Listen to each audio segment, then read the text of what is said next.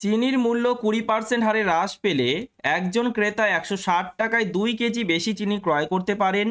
প্রতি কেজি চিনির মূল্য পূর্বে কত ছিল? খুব সুন্দর একটি প্রশ্ন। দেখো, এই টাইপের প্রশ্নকে কি করে সমাধান করবে?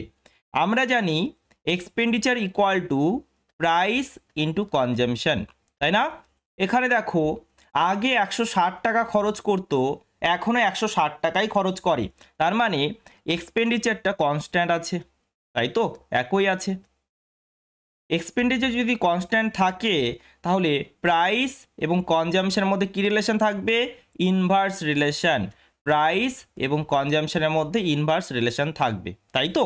একদম দাদা।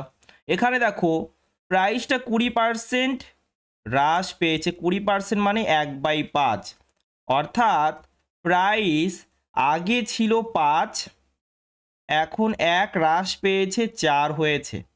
তাহলে কনজামশনটা কি হবে বলো? 4 থেকে 5 হবে, হবে কি না দাদা? হবে।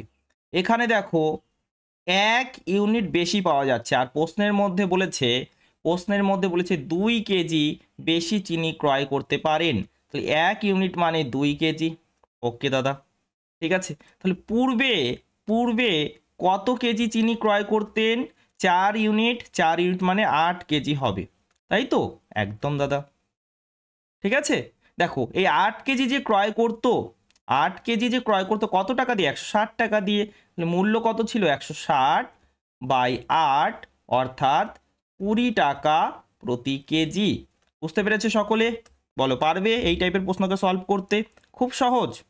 তারপরেরটি দেখো, চিনির মূল্য 10% হারে হ্রাস পেলে একজন ক্রেতা 150 টাকায় 1 কেজি বেশি চিনি ক্রয় করতে পারেন।